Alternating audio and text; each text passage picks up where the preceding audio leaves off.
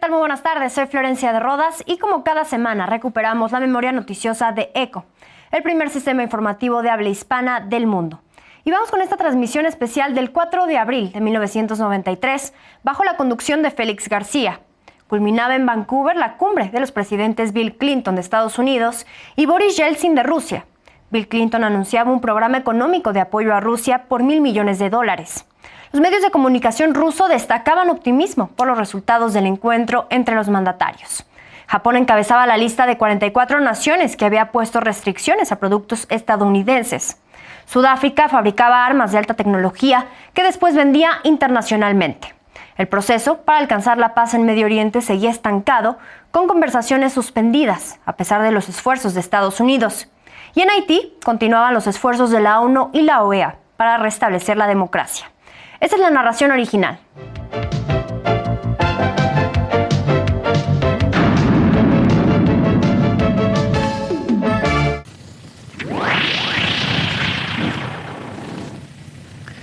Es un placer saludarles, así está el mundo hasta el momento. Este domingo finaliza la cumbre entre el presidente de los Estados Unidos, Bill Clinton, y su homólogo ruso, Boris Yeltsin. Durante su encuentro de hoy en Vancouver, ambos mandatarios abordarán temas de seguridad y política exterior.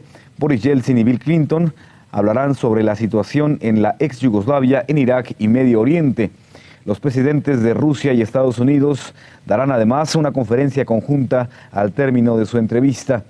El presidente estadounidense William Clinton anunciará de manera oficial el programa económico para la cooperación y la asociación con Rusia, que representa una ayuda de $1.000 millones.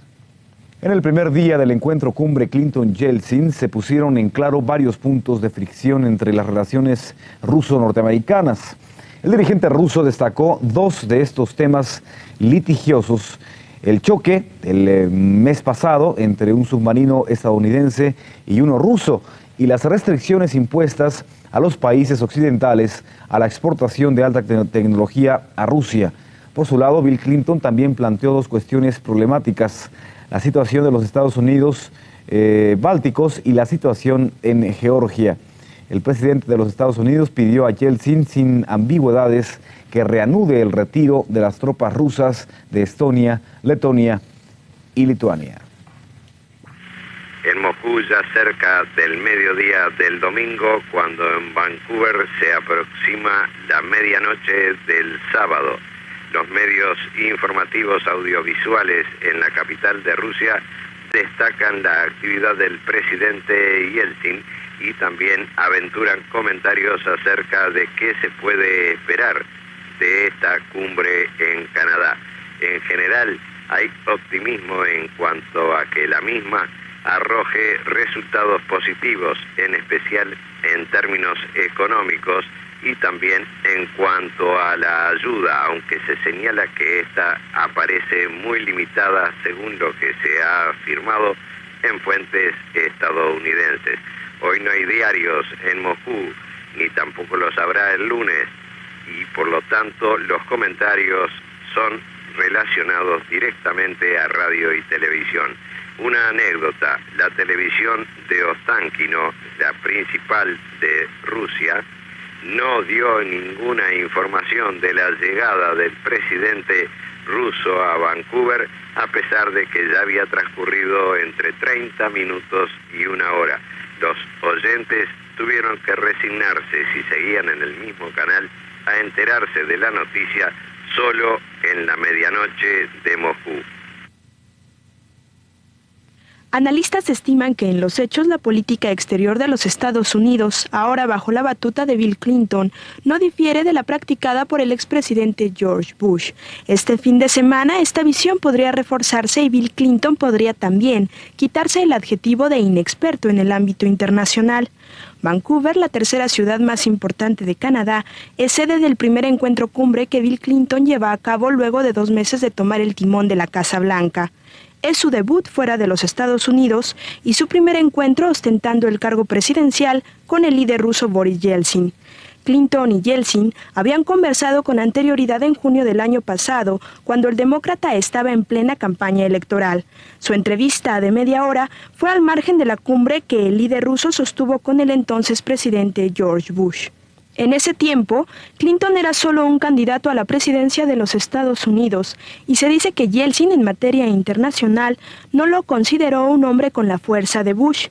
Pero un año después esta opinión pudo haber cambiado. Bill Clinton ha apoyado fuertemente a Yeltsin y a su movimiento de reforma.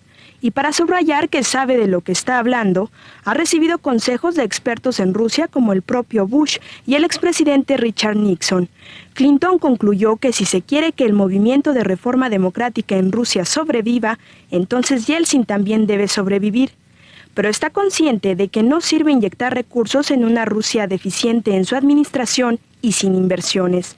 Boris Yeltsin, para obtener el apoyo de Clinton, debe llevar en su portafolio un programa realista y tendrá que demostrar que cuenta con el apoyo de los militares y del sector industrial para incentivar la deteriorada economía del país. La posición de Yeltsin ahora resulta parecida a la de Mikhail Gorbachev en la cumbre de 1990 con George Bush, cuando la entonces Unión Soviética padecía los primeros síntomas de su derrumbe y Gorbachev era acosado por un adversario que reclamaba una verdadera soberanía económica y política para las repúblicas. Ese rival era entonces Boris Yeltsin. Japón encabeza la lista de 44 países que mantienen restricciones a los productos de los Estados Unidos.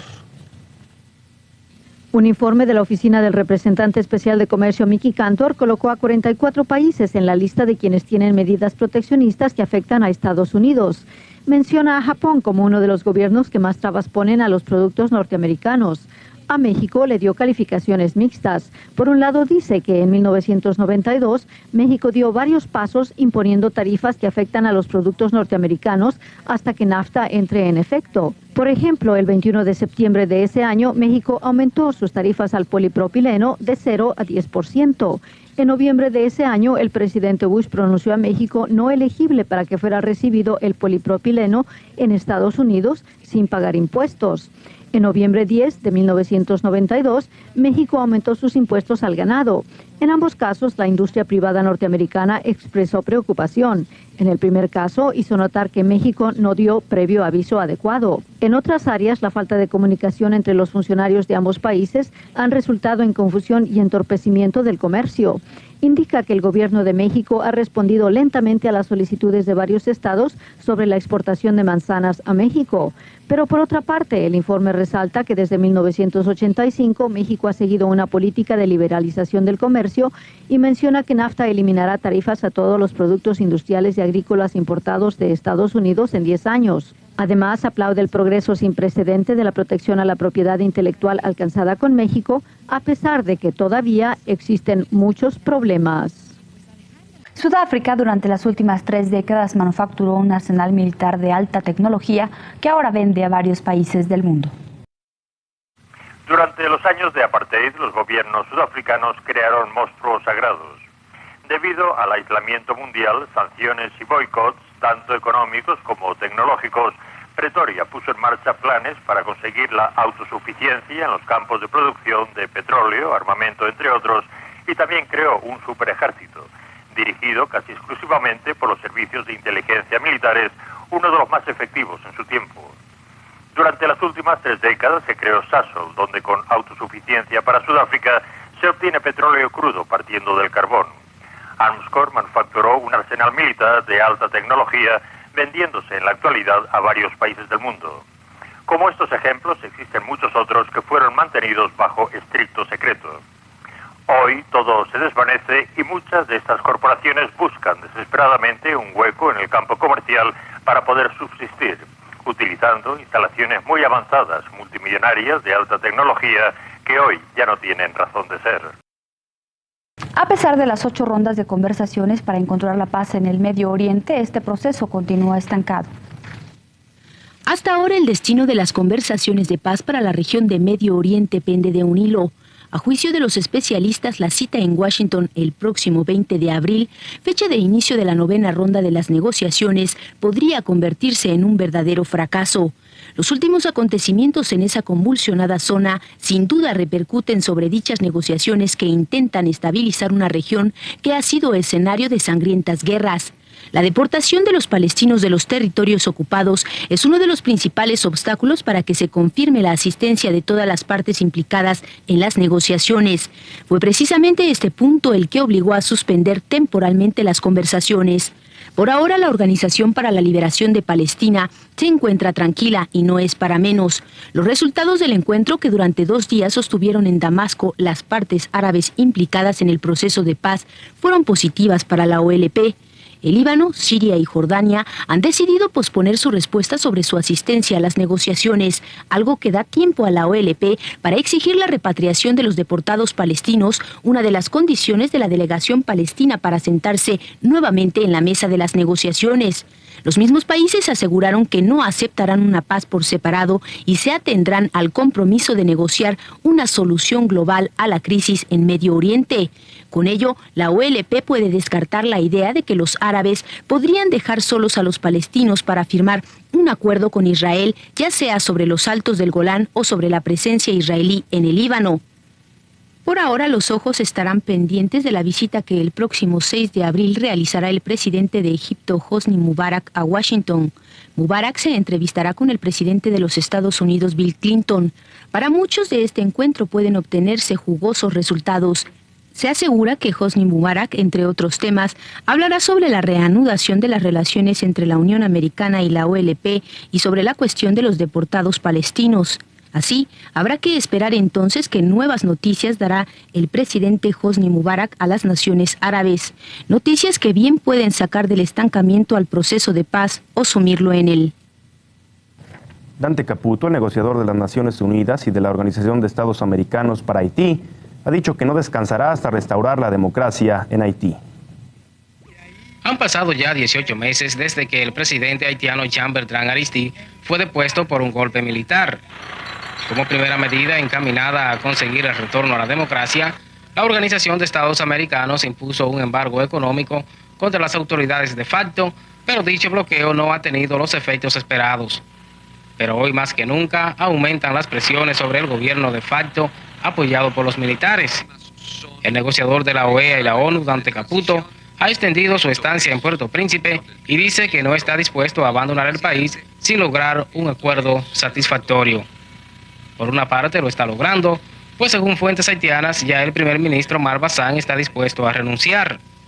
Los propósitos de Caputo, sin embargo, han chocado de frente con los militares que se han convertido en un obstáculo para las negociaciones.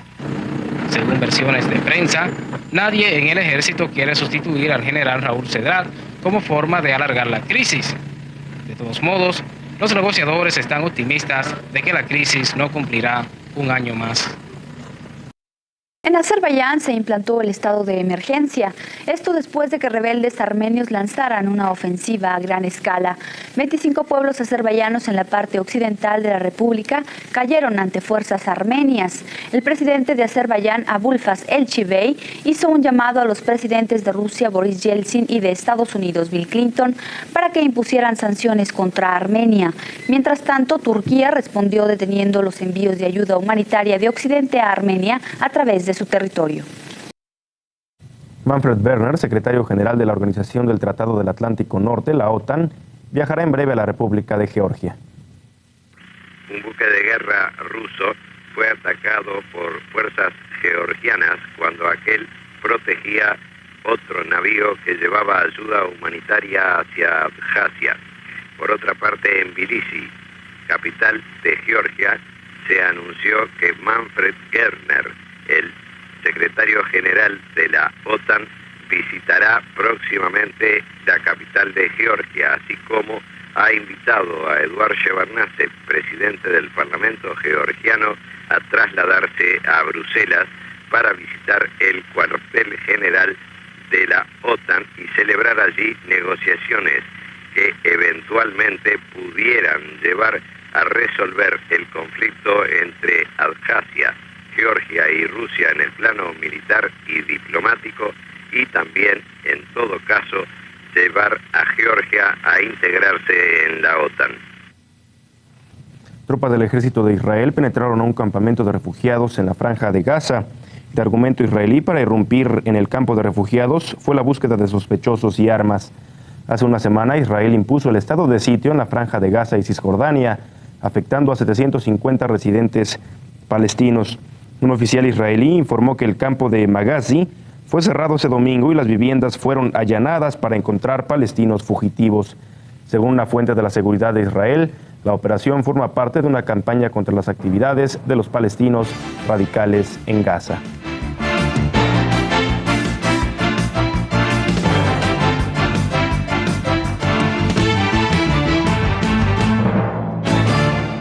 Este es el documento histórico de ECO. Y a más de 31 años, el presidente de Estados Unidos, Donald Trump, y su homólogo ruso, Vladimir Putin, conversaron vía telefónica por espacio de 2 horas sobre las posibilidades de poner fin a la guerra en Ucrania. Vamos con el reporte de Ariel Motsatsos. Donald Trump y su homólogo ruso Vladimir Putin sostuvieron la mañana del martes una llamada telefónica en la que abordaron principalmente la guerra en Ucrania. De acuerdo con un comunicado de la Casa Blanca, los presidentes acordaron un cese al fuego en lo que respecta a objetivos de energía e infraestructura en Ucrania. También empezarán negociaciones técnicas sobre la implementación de un cese al fuego marítimo en el Mar Negro, un cese al fuego completo y la paz permanente. Las negociaciones comenzarán de inmediato en Medio Oriente. Por su lado, el comunicado del Kremlin sobre dicha llamada, más duro y extenso, dice que Putin enfatizó a Trump que el cese completo de la ayuda militar extranjera y compartición de inteligencia a Ucrania es clave para una solución diplomática. Además, Putin habló de la necesidad incondicional de eliminar las causas raíz de la crisis y de respetar los intereses legítimos de seguridad de Rusia.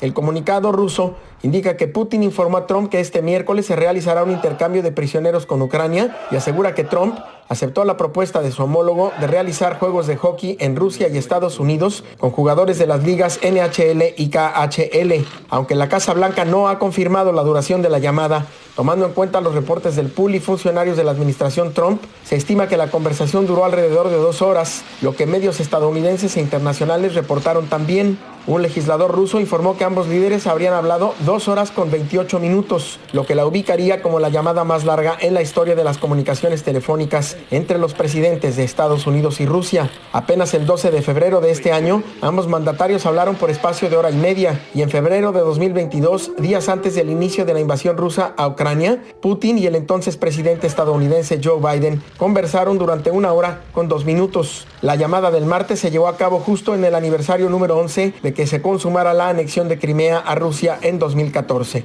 En una conferencia de prensa virtual, el mandatario ucraniano adelantó que está de acuerdo en principio en un cese al fuego para energía e infraestructura, pero que necesita ver los detalles. El cese al fuego no inicia formalmente hasta que ambas partes, Rusia y Ucrania, lo acuerden. En Washington DC, Ariel Motsatsos, Noticias N+. El presidente de Ucrania, Volodymyr Zelensky, acusó el miércoles al presidente ruso Vladimir Putin de no respetar su palabra, después de que el ejército ruso volviera a atacar infraestructuras energéticas ucranianas. El miércoles, Zelensky conversó con el presidente de Estados Unidos, Donald Trump, y aseguró que no sintió ninguna presión por parte de Trump para que haga concesiones a Rusia durante las negociaciones para frenar la guerra. Zelensky pidió a Trump que Estados Unidos controle la central nuclear de Zaporilla, actualmente ocupada por Rusia.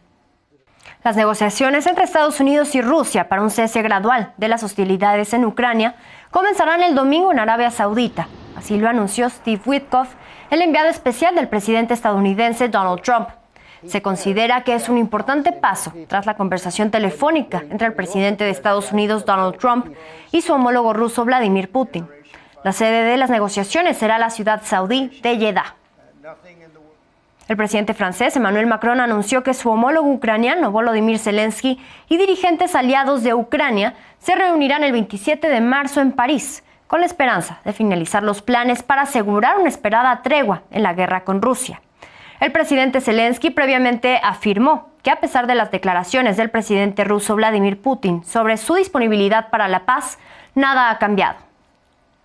Vamos a hacer una pausa, pero al regresar, Israel reanudó bombardeos en la franja de Gaza y rompe tregua con Hamás. Ya volvemos.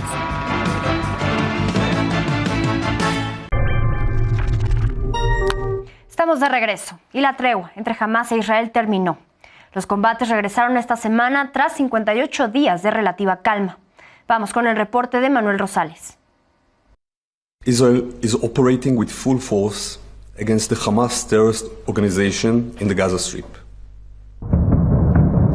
Son los sonidos que marcaron el fin de la tregua entre Israel y Hamás, que se extendió por 58 días y que este martes volvieron a sacudir a la Franja de Gaza. A primera hora del martes, aviones israelíes comenzaron a realizar bombardeos. Las tropas en el terreno efectuaron disparos de artillería. El ejército ordenó la evacuación de varias zonas. Y las imágenes de heridos llegando a los hospitales y el sufrimiento de la población palestina volvieron a dar la vuelta al mundo. تقريبا استشهدت كلهم استشهدوا لا واحنا بيتنا انهد علينا احنا البيت اللي جنبهم بشكل مباشر في كمان اصابات عند دار الصدري حتى الان بطلع في الناس من تحت الردم وين كنتوا تفاجأتوا احنا كنا نايمين يعني قبل شهور يعني شويه كنا نايمين والبيت تقريبا وقع علينا. No solo fue el fin de la frágil tregua, también fue uno de los días más letales tras 17 meses de ofensiva israelí sobre el territorio palestino. Más de 400 personas murieron, entre ellas más de 100 niños. Otras 560 resultaron heridas y los pocos hospitales que siguen en funcionamiento quedaron desbordados.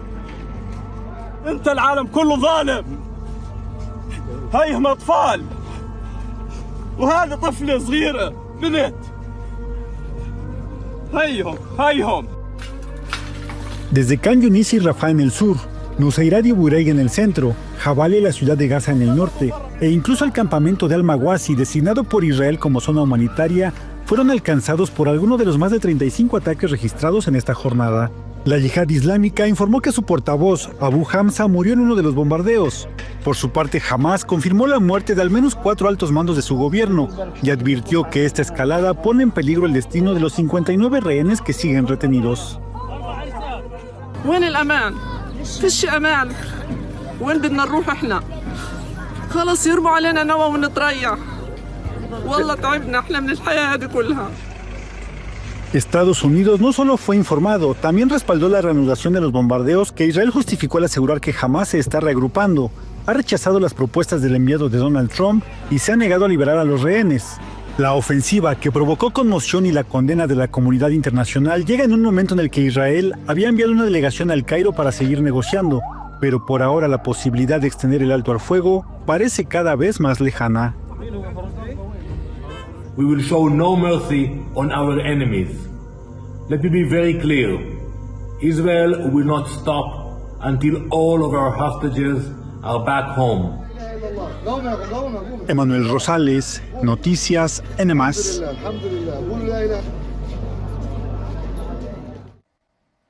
El Ministerio de Salud de la Franja de Gaza anunció el martes un saldo de al menos 413 muertos en los ataques israelíes contra el territorio palestino gobernado por Hamás.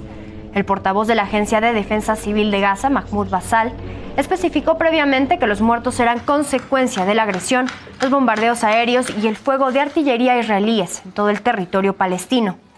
Precisó Mahmoud Basal que los lugares más afectados fueron la localidad sureña de Khan Yunis y los demás entre Nuseirat, la ciudad de Gaza y el norte del territorio.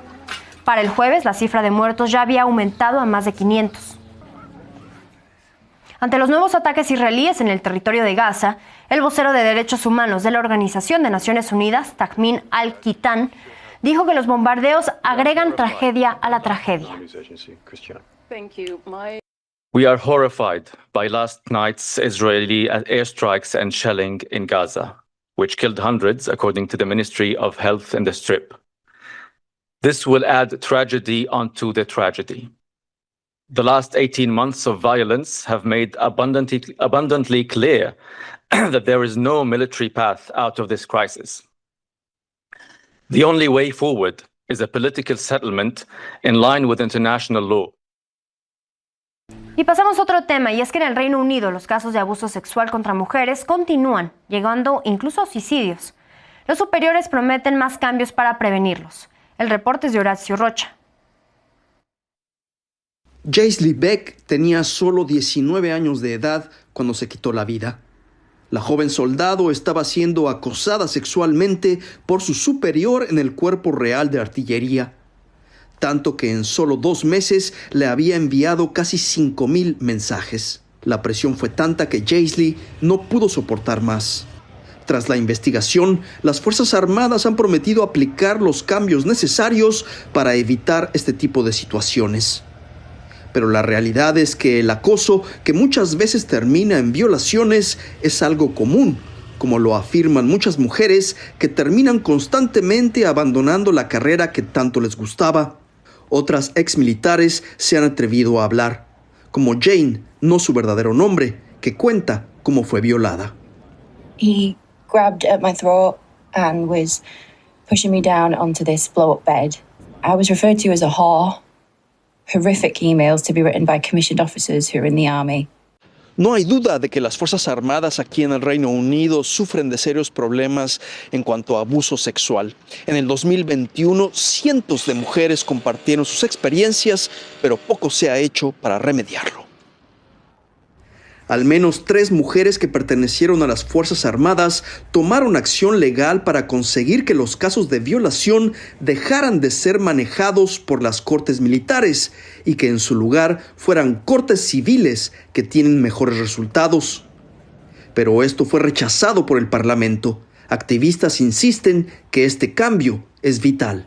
If you have a complaint in the military, you have to go through your chain of command, and quite often we found with sexual complaints, the chain of command was sometimes the perpetrator or certainly colluded in the act. El Ministerio de Defensa británico insiste que el bullying, la discriminación o el abuso no son tolerados y que está comprometido a hacer las reformas necesarias para que todos los miembros de las Fuerzas Armadas se sientan a salvo y escuchados. Lo que las víctimas quieren ver son acciones, no palabras. En Londres, Horacio Rocha Steines, Aritio Gómez, camarógrafo, Noticias N+. Y vamos ahora a Estados Unidos, y es que los archivos nacionales publicaron esta semana, por orden del presidente Donald Trump, documentos clasificados sobre el asesinato del expresidente John F. Kennedy, ocurrido el 22 de noviembre de 1963. Trump había adelantado ayer que se harían públicos 80,000 documentos, pero en la web de los archivos nacionales solo figuran 1,123. Según un comunicado de la directora de Inteligencia Nacional, Tulsi Gabbard, el resto de los archivos ya han sido desclasificados y está previsto que se suban en los próximos días. Y antes de despedirnos, el zoológico de la ciudad de Viena, capital de Austria, tiene una nueva habitante. Se trata de una hermosa hembra de tigre siberiano. Ella nació en 2023 en el Aquazoo Leeuwarden de Países Bajos y fue cedida ahora para el disfrute de los vieneses, además de que ya fue presentada públicamente. Con este traslado se espera ayudar para la conservación de la especie en peligro de extinción y su posible reproducción, ya que en este mismo zoológico hay un joven tigre macho.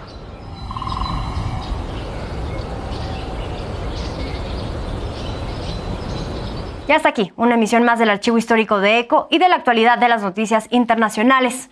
Soy Florencia de Rodas, muchísimas gracias por acompañarnos. Los esperamos la próxima semana.